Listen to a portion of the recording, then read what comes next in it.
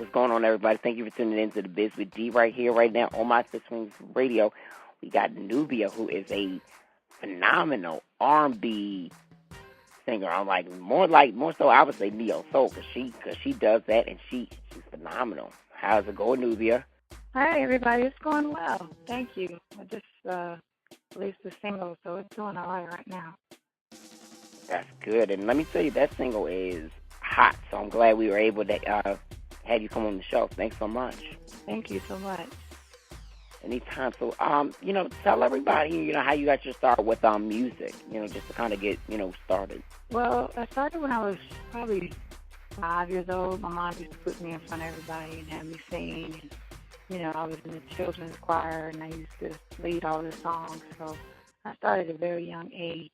So now, what artists did you grow up on?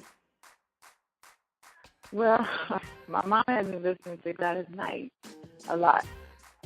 Gladys Knight, Shaka Khan.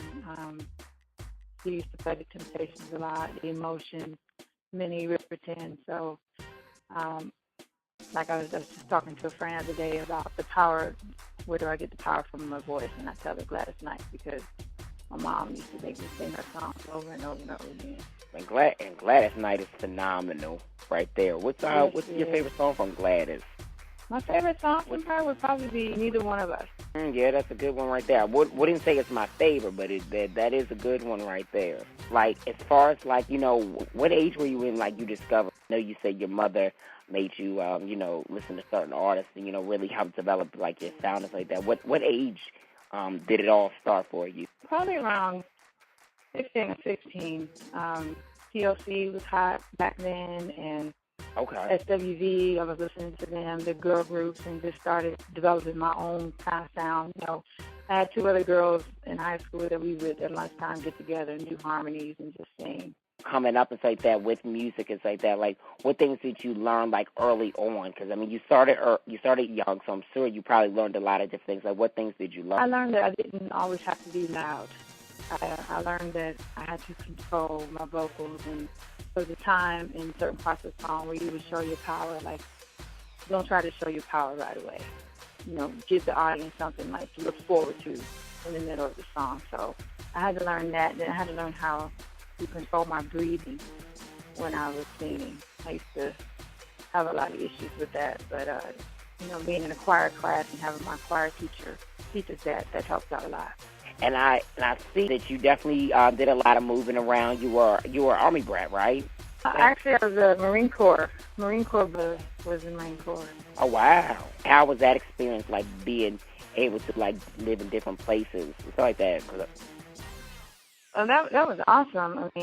I got a chance to live in Japan for 7 years, and even though I didn't learn their language, but we learned their culture, and they do what they call culture house swaps, where you go to a Japanese family house, and the Japanese family would send their daughter, to my parents' house. So it was interesting, because not a lot of people get to travel at such a young age as I did, and it was something I'll never forget. Wow, that's incredible. And then you later had, after graduated, you had joined the Navy. Tell me about that. What made you want to join the Navy? Because I would have never thought that you would have joined the Navy, just listening to your music and, just reading up on you. I was like, whoa, Nubia was in the Navy? Wow, thank you for serving. I was surprised. Oh, thank you. Yes. You're so funny. Well, when I graduated, I graduated in Havelock High, which is a small country town in North Carolina. I was a heavyset girl. I lacked confidence, amongst other things. And at the time, I just didn't think that anybody would want to hear me sing or listen to my voice or even say that I was marketable. So I said, you know what? I'm going to join the Navy. So, I joined the Navy, but I continued to work on my craft while I was in the Navy. I did a lot of open mics. I sung with a few bands here and there. I even did a little demo when I was stationed in Virginia back in 2006, but I didn't do anything with it. I just didn't have the confidence. And I've always known when I joined the Navy that, I'm going to get out and I'm going to pursue my dreams. So I did 20 years. I just retired Wow. in March of this year, and Congratulations. now I'm living a dream. Thank you. No, that's right. I mean, that's an incredible, story right there. The fact that, you joined the Navy, you did 20 years, you were still working on your music and to perfect it, and then now it's like you were done in March. You said, bye, y'all, and now you're really, like, hitting it on the nose like that, and you got a phenomenal single. What's your name? Yeah. Love it. Tell everybody, no problem, tell everybody about that single, because it's definitely positive. I love the feel-good element of it, because we need more music like that, because that's what I feel like it's missing. Some people are coming with it, but not like how you're bringing it. What's Your Name started out as a poem. I actually performed it at a few open mics when I was stationed over in Bahrain, which is the Middle East. And I would do it to music, and I would sing the hook to What's Your Name, but I, pretty much did the spoken word on the verses. And it was about this guy that I actually ran into. I was at the gym working out, and I was like, oh, my God, he's fly. But I never knew his name, and I was seeing him everywhere. So I just wrote about it, and it just kind of stuck. Everything I write about is, something I've been through or somebody close to me has been through. So that's why I'm able to sing it with as much emotion and feeling that I do. Right. Yeah, man. You can definitely hear that emotion when the song comes on. When Mike sent it to me, I was like, wow, I felt that. I felt it more than I heard it. And when you feel it more than you hear it, that's a good sign. Oh yeah. I was like, yes, yes, yes. Because it's real. It's a reality record. It's what people it's what people can relate to. So when I hear music like that, I'm like, I can connect with it. That's really good to hear, because I just want people to feel my music, not just to have a good beat. I want people to really feel my music and something that they can relate to, real reality, real life. Right. Now, with this single, so that you got an album that comes out this fall. Is that what you're pushing for? What exactly are you working with as far as like the music project is concerned? Yes, I am working on my first album. It's an EP, and right now I plan to release it in the middle of October. Keeping my fingers crossed, making sure nothing goes wrong. But so far everything has been good. I'm working with an awesome producer, Aaron Weaver out of DeSoto, Texas, and Malik Gumbo Smith out of Dallas, Texas. And their sounds are totally different from one another, but they're Nubia, if you understand what I'm saying. Right. So I'm excited about it. I am too. And the fact you said it is Nubia, can we talk about the meaning of Nubia, understanding the part of harmony? That right there is awesome. What made you want to go for have Nubia as your stage name? Well, this is a funny story. I was with a band when I was stationed in Norfolk, Virginia, and they had a band called Nubia, but it was spelled N-U-B-E-H. N-U-B-E-Y-A-H. And I was just still going by, my government name, Shay, on the stage. And, with any band, you always have issues. There was some behind-the-scenes issues with money and management, so they broke up.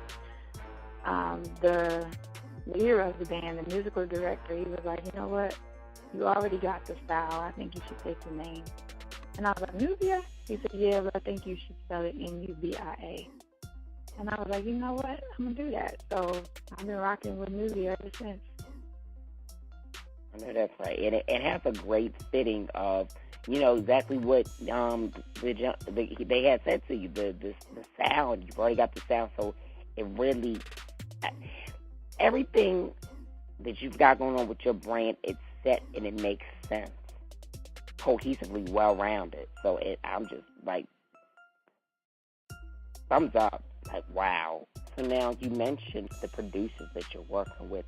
You said the sounds are different, but there's Nubia. And in which ways would you say, what kind of sounds are you getting it to make it you? The sound has got to be soulful. It's just one of those things that when you hear it, when they play a chord for me, I'm like, no, that's not it. That ain't it. That ain't it. But when they play it, I'm like, yep, that's it. That's me. That's Nubia. It's just soulful. Like I said earlier, I want to start out, getting you in the groove, like, oh, okay, she's smooth, and then hitting you with later on in the song with the powerfulness on my voice. I'm looking forward to hearing this EP and like what else you have to come. Like, I mean, you really have a sound that is like no other, and it's like everything from your name to the sound of the music to everything, like it all makes sense. So I'm excited for you. Me too. I'm really excited because I actually did a duet with Brian Angel from Day 26. I'm so excited about that heard song. It. I heard it's it, hot, huh? and I have to say that's hot. Yeah, that is my favorite song on my record, on my album. It's the favorite right now. Love it. And what was it like to, collaborate with something like Brian? I mean, that's my brother, so I can only know for myself what that's like. But for you, what was it like to, collaborate with him? That was a dream come true because I've been watching, Making the Band since day one. So back then, when you're watching Making the Band, and Brian and Mike have always been my favorite too, and I'm like, oh, they can sing. Never in my wildest dreams would I think I would end up doing a duet with Brian Angel. So it was a blessing. I was excited. I was a fan. I'm still a fan. It's just really, really, really freaked me out. But I said, you know what? This is nothing but God. But it just amazes me. Like, I was just watching them on Making the Band, and now I got a duet with Brian Angel. I know that's right. Awesome.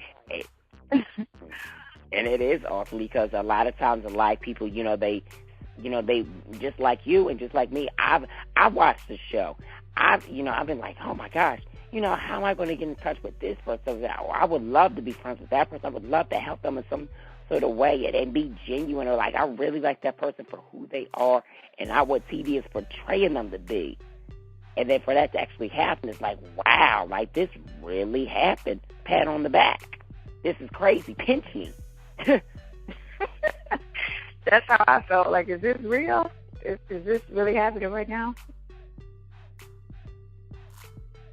Yeah, it definitely happened. And I have to say, can't nobody hear the record yet because we ain't playing it, and I ain't letting nobody hear. But I heard it, and I have to say it is an incredible record. You guys both, hands down, bodied that, and it was something a little bit different for him. But he definitely stepped out his box, and he did it. Yes, he did. Actually, when I release my album, that's going to be one of the singles I release as well. I'm just so excited about that record. Yes, I am too, and it's definitely got to be a single because it has so much potential there to be something huge. Oh, you think so, David? Thank you so much. I do, like, and I'm even though I'm like sounding very chipper and saying it, but like I seriously do because I really analyze like songs by songs and stuff like that, and I'm like, potential, no potential, this needs work, but it got some kind of something. So that record right there, that could be something huge and no problem. I'm just a music person for what it is versus what it's not, and then when I see and hear something that's dope, I'm like, that right there. Don't move away from it because people get lost when they move away from it and they don't see the eye of, okay, well this can be a potential for sales and merchandise for concert. People don't think that way. They think, okay, which one is going to be a quick hit in the club and quick on the radio? Right. And I'm with you. They can do that. They do that if they want to and gamble and stuff like that. But they only hurt themselves. So that record is. I can't wait for that to be a single because I'm already get the EP, but I'm gonna buy it twice because I'm gonna be like buy single, buy EP. Bam. And in that order. Thank you. In that order. Nope. Well, Nubia, thanks so much for this interview. It was definitely great chatting with you and stuff like that. I'm sure we'll be chatting again actually pretty soon and stuff like that. Well, no, thank you so much. I'm humbled and I appreciate this opportunity. Greatly, greatly thankful. Thank you so much. Oh, anytime that you want to come on the show and stuff like that, you're always welcome. So no doubt that I'm actually shoot you my information so that we can connect. But we already are going to connect either way. So we talk. So you always good to come on here whenever to drop whatever. So you just let me know. I sure will, Dave. I'm going to hold you to that. Thank you. No doubt. So tell everybody where they can find you as far as like your social media is concerned. Oh, okay. On Facebook, it's just simply Nubia, Nubia. On Twitter, they can find me at Nubia Artist, and that's NUBIAARTIST. And on Instagram, it's Nubia the Artist with 2 E's in the V. All right. Well, I'm going to follow you on Instagram. I was looking for you. I was like, I can't find Nubia. I'm trying. Yeah, because it's Nubia. Somebody already had Nubia, so it's Nubia the Artist, so THEE Artist. I had to put 2 E's in there. You might have to. We might have to fight that person to get the name for you. I know, right? I was thinking, hey, it's only one Nubia. Right. I don't know what you talking about over there. They probably don't have no symbolic meaning of why they saying Nubia. I know, right? But hey, they beat me to it, so I just had to do what I had to do. Exactly. Well, Nubia, thanks so much again, and I look forward to hearing more of your music and definitely, connecting more with you and stuff like that.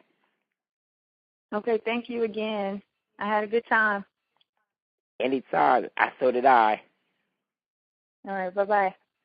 All right, bye-bye.